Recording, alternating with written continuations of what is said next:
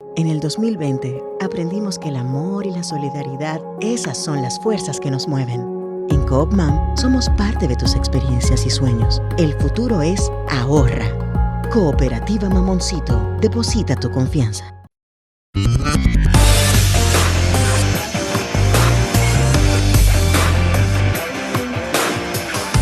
Desde la República Dominicana, soy Ivonne Ferreras. Aquí estamos, señores, el miércoles.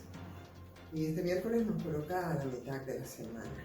Una semana que comienza con muchas informaciones, pero la verdad es que desde que uno se levanta, desde que despunta el día, tú tienes mil y unas razones para preocuparte en este país. Y yo puedo hacerles un relato. Por ejemplo, todos saben que yo me levanto de madrugada y que me desplazo y atravieso la ciudad en la madrugada porque voy a la emisora para la que laboro, que es la Z101. A las 5 inicia mi jornada. Esta mañana, cuando estaba llegando precisamente a la emisora, contaban las 4:40 minutos de la mañana, y en la explanada de la Z y en la 27 de febrero, con asombro, un grupo de niños, el más chiquito, porque luego conversé con ellos y lo pude comprobar, contaba apenas 8 años y el de mayor edad tenía 12 años. Y habían como 13 o 14 niños, unos tirados sentados en el suelo jugando baraja, otros subiditos en la verja, otros dos que estaban peleándose. Y la verdad yo no pude seguir indiferente hacia el parqueo de la emisora y me paré unos segundos con estos niños. Y aun cuando uno está acostumbrado y sabe que este tipo de cosas pasan en este país, les pregunto, digo, pero mis hijos, ¿qué hacen ustedes aquí a esta hora de la madrugada? ¿Qué edad tú tienes? Le digo al que se veía más jovencito, 8 años. Y tu mamá y tu papá, mi mamá murió. Yo vivo con mi papá. ¿Qué hacen aquí ustedes a esta hora? Óigame la respuesta, joseando en Gol. Gol es un negocio que queda al lado de la 7, es un casino. Y realmente había visto uno que otro niño dispersos en esa zona. Hoy los vi, parece que todos, después de terminar, sabrá Dios qué jornada de estos niños. Estaban todos aglutinados ahí. Entonces, cuando tú ves ese tipo de cosas, primero como madre, después como ser humano, después como parte de este país donde te dicen tantas cosas y donde te venden tantas falsías.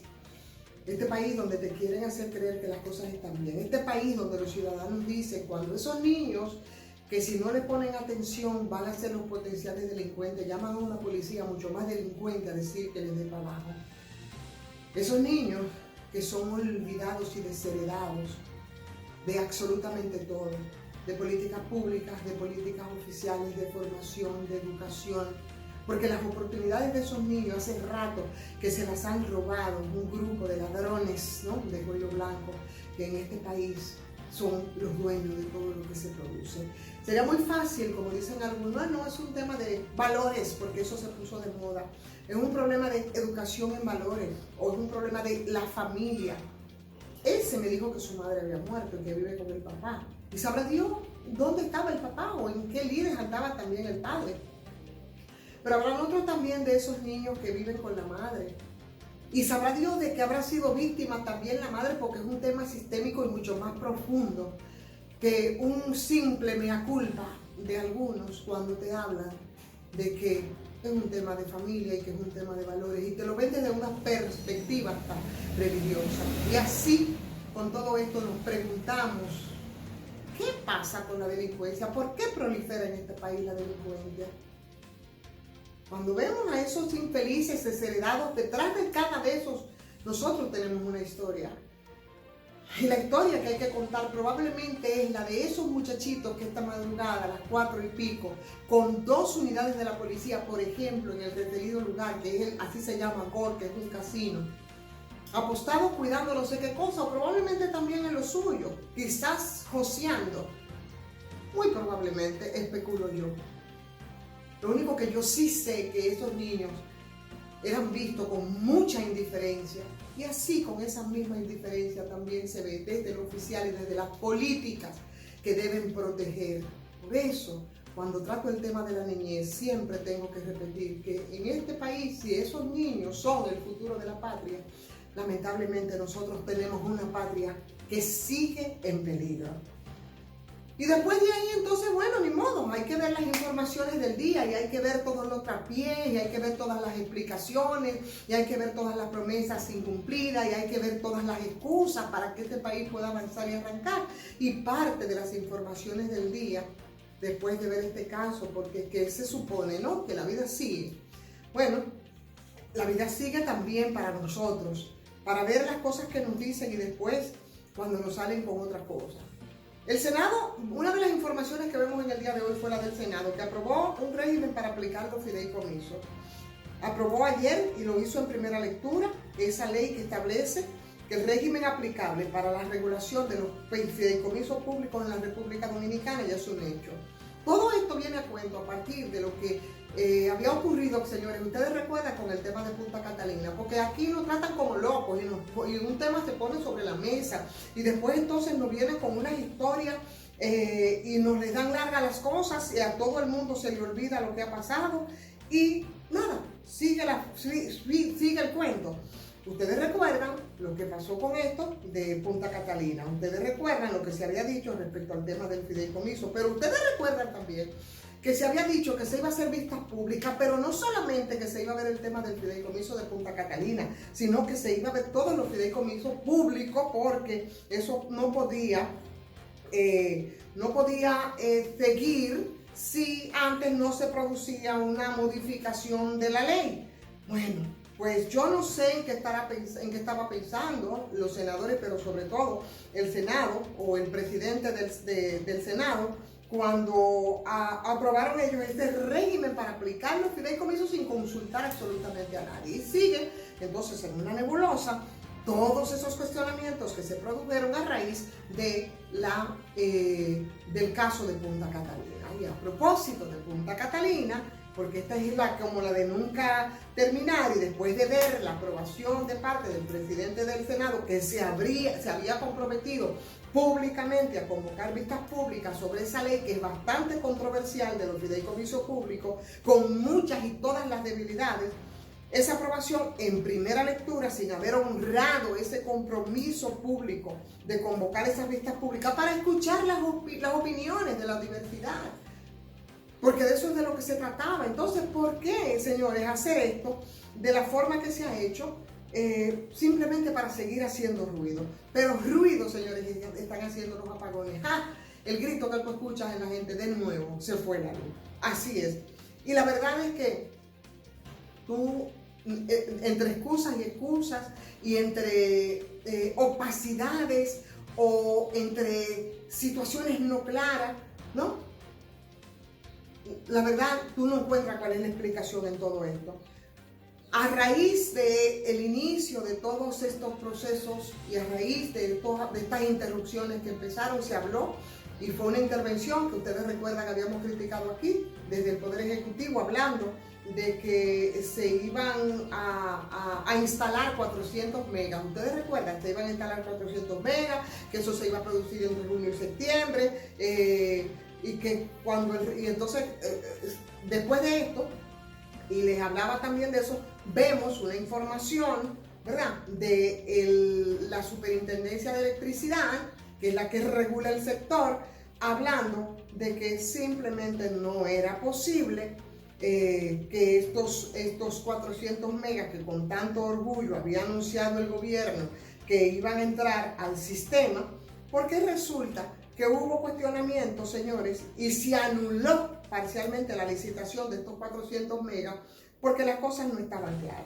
Hoy aparece en una nota, en una información en los diarios del día, que desde el principio de abril de este año, pues la Superintendencia de Electricidad había revocado a través de resoluciones emitidas por el Comité de Licitación Pública Internacional de Generación adicional de estos 400 megas a través de contratos, porque las cosas ahí no están claras.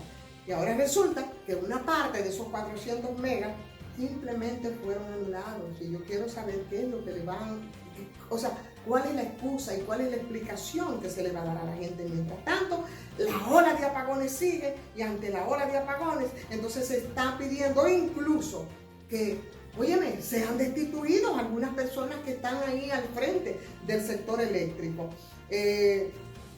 las empresas que fueron favorecidas con esos contratos de las que le estamos hablando ahora, que es de venta de energía, y con esa concesión definitiva que se había hecho y que se había otorgado por las instituciones que tienen la competencia dentro del sector eléctrico, ¿qué va a pasar?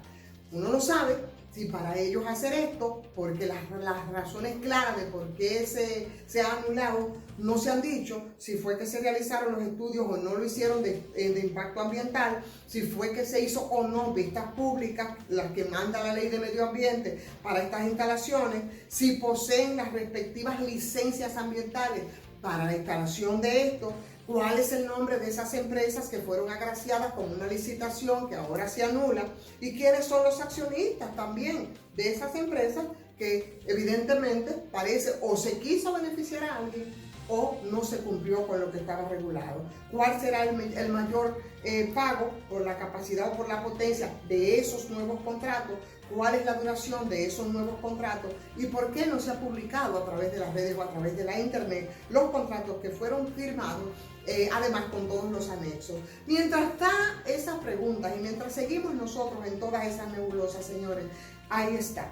Lo que tenemos claro, muy claro, es que los apagones están azotando y en las últimas informaciones respecto a eso nos hablan de que no son dos, como se había dicho en principio, que habían salido, dos plantas de generación que habían salido del sistema. No, ahora resulta que son 5 y precisamente esta tarde te habla de que esas 5 empresas, plantas que producen 780 megas fuera de servicio, van a profundizar y agudizar la calamidad pública que implica, señores, los apagones. 5 plantas, 780 megas de energía es mucho. O sea que no solo no van a entrar los 400 que había anunciado el gobierno, sino que ahora salen 780 y las tandas de apagones, por supuesto, parece que no van a tener fin y parece que se van a extender por todo el territorio nacional. A prepararnos y que Dios nos agarre confesado. ¡Ay, de nuevo! Se fue la luz. Señores, vamos a agradecer a la cooperativa Mamoncito, donde usted deposita su confianza y ahí sí te pueden arrojar luz para que tú puedas ahorrar en la medida de lo posible, por lo menos con personas que van a garantizar lo que tú te has ahorrado.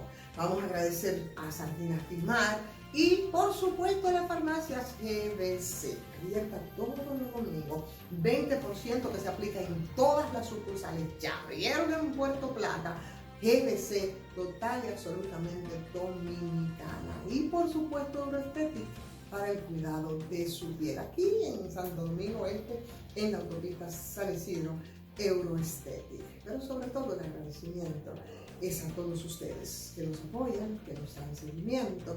Vamos a compartir, vamos a opinar, vamos a posicionarnos mejor y por supuesto vamos a suscribirse, los que no lo han hecho, también a patreon.com. Soy Monterrey.